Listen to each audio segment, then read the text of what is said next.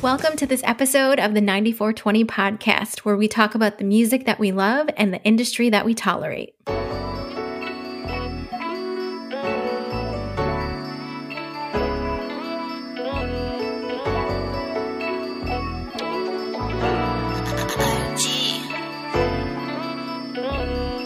still getting faded off the Hennessy, and I know you still get faded off the memories, even though you never say it, even though you never say it. Tell the truth is so amazing, tell the truth is so amazing, and you ain't gotta tell me that you're feeling me, cause I know you never cheated off my energy. I don't know, I can't explain it, I don't know, I can't explain it. Tell the truth, don't keep me waiting, tell the truth, don't keep me waiting. I'm about to pull up on you,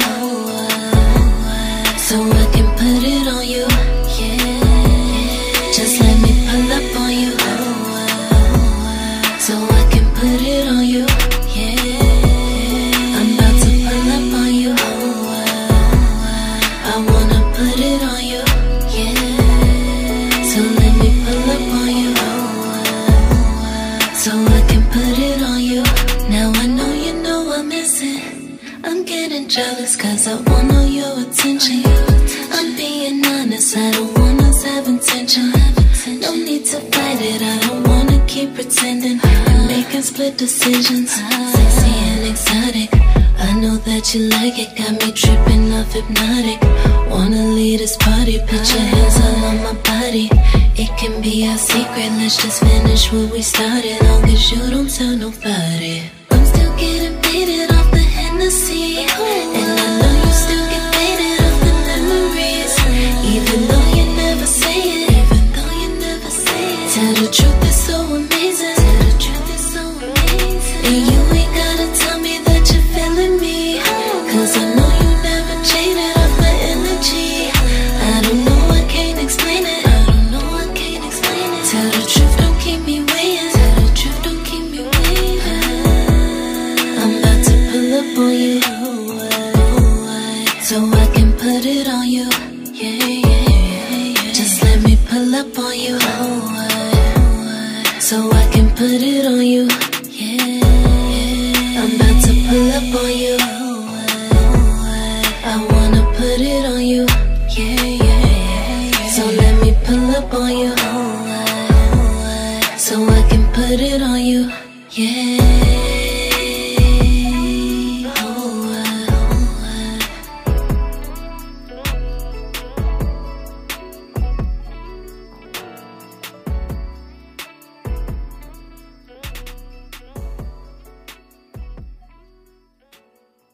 Hey everyone, and welcome to this episode of the 9420 podcast. That was Hermosa with Pull Up. Hi, Carl and Greg. How are you both doing? Hello.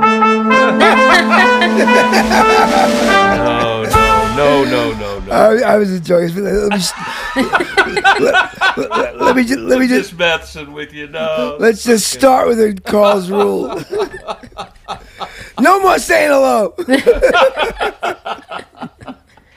Oh, goodness gracious. Oh, well, that was cool. I was kind of just grooving along with that R&B vibe, the retro R&B vibe. I just think it had melody, and it felt like a song. You know, Right. So much of hip hop influenced stuff. It really doesn't do anything for me. I don't like hip hop music as a general rule. Right. I don't like rap either. But I loved R&B in the 70s. You know, I mean, that was like a thing for me. Yeah, I was thinking recently about all the R&B bands that we listened to in the 60s and 70s and 80s, and nobody's ever heard of them. I don't even know if they're still around. You know, I don't know if the Isley Brothers still perform. Well, one of the guys, the main Isley Brother guy, just died 2 weeks ago. Did he? Yeah. Wow. Yeah. So, you know, I used to listen to Earth, Wind, and Fire. I know there's a couple original members of that band. Confunction. I think Fire's still around. I think Earth and Wind died. Earth and Wind died, but Fire's around. Right. Went on to his room. Carl, you're on fire today. Yeah, Carl, you're like, yeah. So we have to talk about the. I guess what we have to talk about. Do we have to talk about it though? Dem Beatles, of course. Them Beatles, of course, we have to talk about You know, it. it's like the end of Dem Beatles. I sent that to you, and was I like really on top of that? Because I didn't know anything about it. I kind of happened onto No, it. yeah, I knew it was happening that day, but you sent it to me before I even got to it. Okay. So Okay. the video was cool, you know, and it's good we didn't do it right when it came out. It's been like about 4 or 5 days since it was released, which is good because I got to hear a lot of the reviews about it, and it's mixed. A bunch of people are saying it's garbage, it's just, you know, it's AI, it's baloney, this and that. I'm very cynical, you know me, right? And we've had text conversations about this already too. You know, and usually, like, you know, I'm anti a lot of computer stuff. And this was not AI to me. This was just some technology that Peter Jackson developed for the Get Back movie. So they just utilized it to get this John Lennon vocal from this old demo tape. I think they did a great job. Yeah. I think Harrison had played some acoustic guitar on it back in the 90s, but because the technology wasn't good enough to really separate the vocal, they abandoned the project. You know, 25 years later, technology made it where they could use the vocal, and then Harrison already did some acoustic guitar.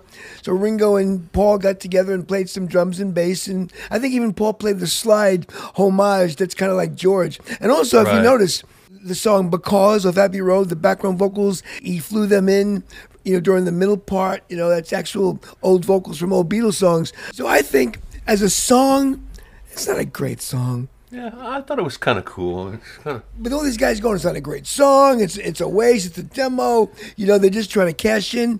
I don't think that's what's happening. I don't think they're I trying to don't cash either. in. I don't think they were trying to cash in. I think they were just trying to put something out almost as like a finale to Like an what they're homage yeah. to his band. Like, you know, I thought the video was amazing. I thought that last clip of them from Hard Day's Night where they bow and they disappear and then the light goes out, the Beatles light goes out, I thought that was like, it's like basically Paul is saying it's the end of the Beatles. Now it's finally we're done. I hear a lot of guys going like, I'm not even mentioning names. A lot of these kind of cooler people saying, "Well, you know, who's Paul to take the demo?" Because basically they took out a whole section of the song he didn't even put in. It was like a bridge that Lennon had, you know. And I'm saying it's Paul McCartney. If anybody can mess with a John Lennon song, it's Paul McCartney. yeah, and Yeah. it's all source material too. I mean, that's what I've heard said is the idea that it won't be true AI until it's not any of them performing or singing. It just sounds like them, right? So Yeah, but this is and- all, they're all the source material on this. So Exactly, and what one guy was saying that the drums and the bass are too sonic. It doesn't sound like an old Beatles record. Well, why should it? It's 2023. But one thing I do know, it's Ringo playing. It has that Ringo lazy hit. most definitely has that lilt. Yeah, Right, absolutely. and the bass, so it's like it's the Beatles, man. Ringo singing, so you know it's what it is. It's the Little Swan song. I thought it was wonderful, and you know, I and thought like it was tastefully done. I really did. Right. And I think that we're going to be hearing more and more and more and more and more. And what difference does it make? And didn't it If get it's a something homage like to- 5 million views in like the first 24 hours or something Yeah. like that, or more streams like like 7. It was intense. Like, well, yeah, because. Well, you know, again, like I was telling Greg, they didn't get Bad Bunny numbers, you know. No.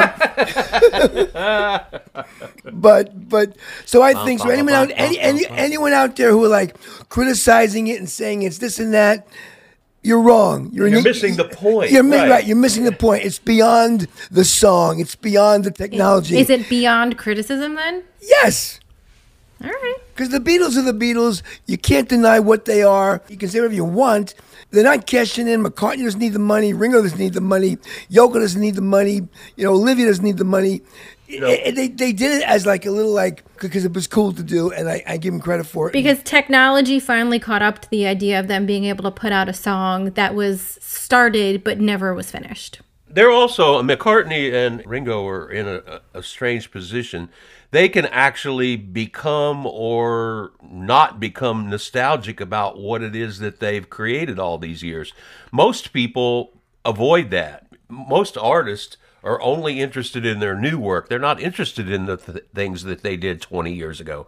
But when you're the Beatles, you have to be because it's so, you know, pervasive in the culture, right? It's a unique thing. You're not just an old band. You are like this right. thing. You're the old band. Right.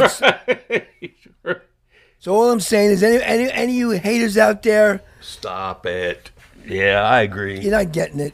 I agree. It's and I think it's to some degree it's just a celebration of Right. of how iconic it all is, you know. It's what it is. It's great. Shut up. All Well, right. the fact that like 2 out of the 4 are also no longer living, and they were able to pull this from probably not the greatest audio tracks. You know, I mean, it speaks for itself that they were able to do that. But again, one other cool thing, you got to give it to the Beatles. They've always run the cutting edge of technology. And here they are, the first band to take advantage of cutting edge technology to do something. 60 years after they broke up, you know, it's intense. What I'm predicting, maybe I'm wrong, but you know, who else could do this? Because now this opens the can of worms. Now that the Beatles did it, it gives You us some took my kind of question credibility. away. That was going to be my question. Who do you think is going to do it next? Who should do it next Yeah. is Queen. Absolutely. There's got to be some Freddie Mercury tapes laying around there that because the Queen's still playing now. They're still out there doing it. There's got to be some old Freddie Mercury outtakes that they just throw some, you know, like pianos and guitars on and like, you know, the new Queen record. A lot of these bands could pull it off and do it, and I think it would be fantastic. I mean, I really do. As long as the source material is the band we're talking about, right? Right. Oh, yeah. So you're using old tracks, you're using old vocals, you're using old performances. I think it's fantastic. It'd be a great payback of the old generation where, like, it pushes out Billie Eilish and Taylor Swift because it'd be Queen and the Beatles and the Eagles. Exactly. And then they'll be dominating the charts and, like, frig these new kids. All in all, I think it was a good thing, and it brought tears. It made me choke up a little bit because it was very touching, you know? Because it represents so much more than just a band. It was like, that was my youth. Yep. I was a little kid when I remember when they came out. I remember like kind of like watching home movies, you know. Although you're seeing them in a new different light. Yeah, it's funny, you know. Anyway, so what else? We done? Done? We done here today. No, I mean, well, one, we're starting to get into the holiday spirit because we're almost upon pretzel salad time, and then it'll be our bowling party. So there you go. the whole reason I'm bringing it up is to actually put a call out to our listeners who may be music artists that actually have Christmas or holiday or even Thanksgiving songs that they want to submit for our holiday episodes that will be coming out over the next few weeks. So if you are a music artist and you'd like to submit some holiday music, you can go to 9420.com/submit and let us see what your holiday spirit may be like in the form of song. So I've always said it's one of the hardest things in the world to do, is at least in the world of music, is to actually create a song that people are supposed to reflect on and people are supposed to experience some nostalgia as a result of hearing it. Very difficult to write a Christmas carol as far as I'm concerned. oh wait, and we totally buried the lead because it's Greg's like month of claim to fame for what, Snowball 2, the song that was in there. I get my 38-cent royalty every December for the evergreen associated with. It's called It's Christmas Time again. And I, of course, scanned the media for the 25 Days of Christmas, and once again, it is not on the program. So it's called Snow 2 Brain Freeze. There you go. Yeah, so... You know what? Total change of subject, but I wanted to bring this up. I thought about this. It's a phrase that bugs me. I heard it a couple times this week, and I go, you know, the definition of insanity is doing the same thing over again and expecting a different result. And I'm saying, baloney. You could do the same. You could do the same thing over again and get a different result. I think that's ridiculous. But you know, when I've tried to play certain things, I do the same thing over and over again. Eventually, I get it better, and I get it different. So I hate that phrase. So people accept it as being, "Oh, you're correct." No, it's not. Well, I think it's when things become habitual that, you know, that might be the case, but I don't disagree. I think that it's kind of a It's a a weird stupid little saying. I want it statement. removed. I want it removed. Without doing the same thing over and over again and expecting a different result. I mean, is hope that expectation? Because if it is, let's don't kill it, right? Why don't we take a break and listen to some more music by Hermosa? We'll listen to her single, But You. But before that, we're sponsoring ourselves this week, so hear a little bit more about 9420. This episode is sponsored by the 9420 podcast. That's right, we are sponsoring ourselves this week and encouraging you all to listen to the over 100 episodes we currently have in our rotation. Each episode features a new independent music artist who's looking to make it in this industry. For more information, you can go to our website, which is 9420.com. That is, the number is 94 and the letters TWENTY.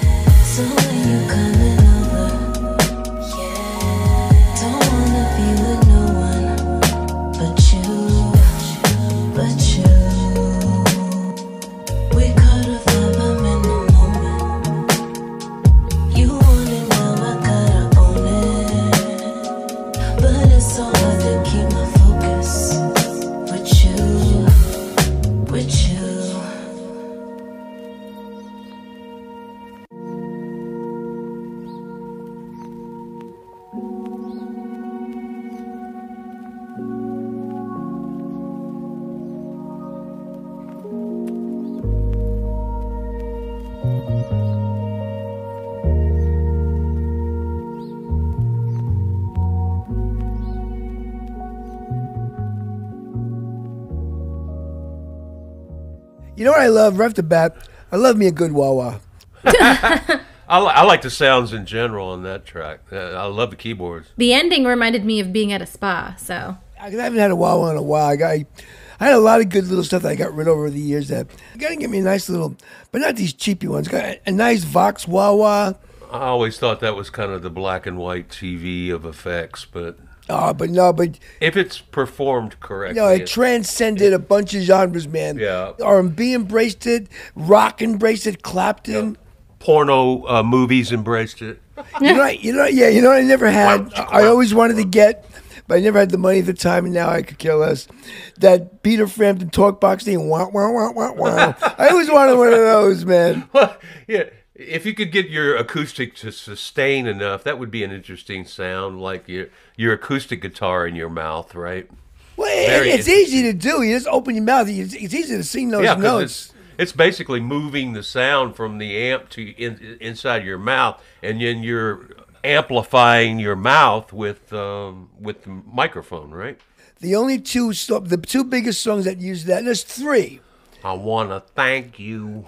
Oh, yeah, there's that, too. But the big ones I know are, was it Peter Frampton, Maybe I Went Your Way? Yeah. Bon Jovi, Living on a Prayer, one of those. And then Joe Walsh, Rocky Mountain Way. I still love that song. Yeah, that's a great, Joe Walsh was really, talking about somebody that you could probably do 10 years of albums I mean, that guy has been, his life has been yeah. James Gang, and then, Then the Eagles. He was in. He like kind of. I think that's me. He rocked up the Eagles, man.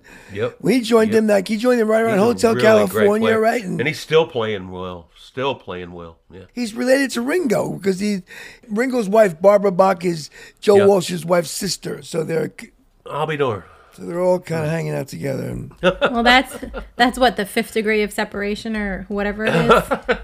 So did we not speak to Hermosa and ask her those amazing questions that we ask people? We did. Hermosa answered our questions of the week, Carl. Wow. Carl's favorite part of the show. So I'm curious, Nicole, what is the first question we asked her? I'm so glad you asked, Carl. The first question we did ask her is to tell us a little bit about herself. I was born and raised in Spartanburg, South Carolina. It's a really small town, so there normally wasn't a lot to do. That was kind of the beginning of my love for music. I would always find myself in my room playing around with beats, instruments, writing poetry. And then as I got older, I started to combine all of those things along with dancing and singing and just developed a love for music. Right off the bat, that's the whole big difference. Like the fact that a lot of R&B people and rap people, they start with the beat. So I love that, you know. Well, I like the kind of the laboratory of a bedroom. I like that idea. I think that a lot of artistry comes out of that place. You know, that place that you feel safe and the place that you begin your creative journey. You know, it's funny. Back in the day, when I used to write all the time. One time I remember, because depending on the instrument you write on, because I write on the piano, it's kind of different than if I write on the guitar. And if I write on the acoustic guitar, it's different than if I write on an electric guitar. One day my friend left his bass, you know, I was in the studio, I started writing something on a bass. So if you write off of a bass guitar, it's a whole different vibe. So I get it, man. Like, I never tried writing with beats. It never was my thing. So well, give it a shot, man. That's what we're here for. I am rhythmless. You ever see me dance? So, Nicole, what else did we ask Hermosa? So glad you asked, Carl. We asked Hermosa what music artists have inspired her career so far. I think what inspires me most is my own perceptions and experiences in life. There's so many things that inspire you. Art, love.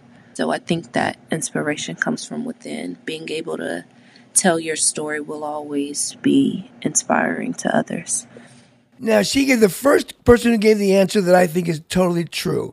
It's just from everything. Everything inspires her. Everything she's seen, feel, and then it all comes from within. She just sucks in everything that she ever sees, and then it comes out of her. And then she's inspired by being herself and discovering herself and who that is. Yeah. Very, very cool. I like, that's very cool. I like that, especially because she who should not be named was not part of it. Neither was any other music artist that we didn't have to criticize. Nope. I give, of all the 156 episodes, I give Hermosa the best answer to that question. Mm-hmm. So there you go, Hermosa. It only took 156 episodes. There you go. So Nicole, I'm curious. Do we have one other question that we ask these people? We do, and it's your least favorite. So I'm so excited. We brought the least favorite back? We have a few more because Carl took it off the website after a few more artists answered it. So this may be the last one, possibly. Maybe. We'll see. Maybe one or two more. Like the last but it's, what is one service currently not offered in the music industry that indie music artists need? I think this has changed a lot over the years. There are a lot of resources and communities for up-and-coming artists now where they can collaborate with people who are interested in the same genres. There's easier ways to find producers now. I think social media played a really, really big part in that, and I'm so grateful to be a part of this era because things like that are helpful as an artist. She's a positive spin on today, and she's right. I like her. I remembered that question back from a few weeks ago, and I still think it's a compelling question because I like hearing from the artists who are charged with the responsibility of actually finding a way to be discovered. What would help them, And so I think we should keep it in, but we don't have to. But I think we should keep it in. We can rotate it. Yeah, I mean, Since Carl is the gatekeeper of all of this, when he feels that he should put that back up there, he will, which will be never, but that's okay. well, I like hearing from the people who don't self-promote so much, and then I love hearing from the people who, like, you see their name everywhere, and maybe they even promoted themselves to us, right? So The new question I put in was do you think we should let Greg still talk on the podcast? Oh, I can't wait to hear that answer. I'm dying to quit this thing. So yeah, if I could get voted off the island, that would be awesome. Right? Or how stupid is Carl?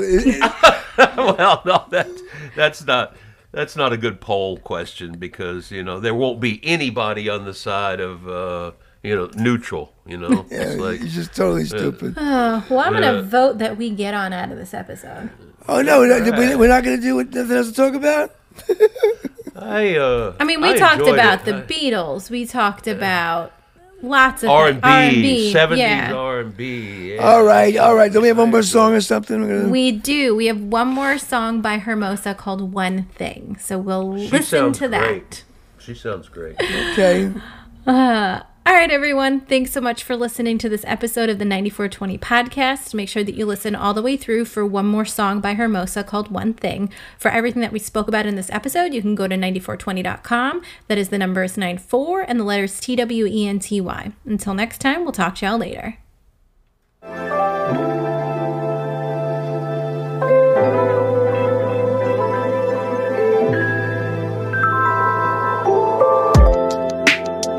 Watching the time out of my mind, I get lonely.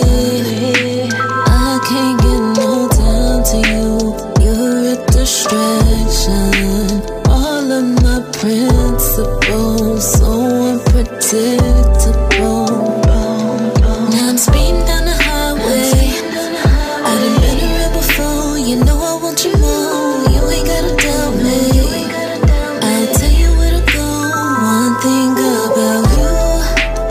Stay on my mind. I just can't reverse it. I just want you to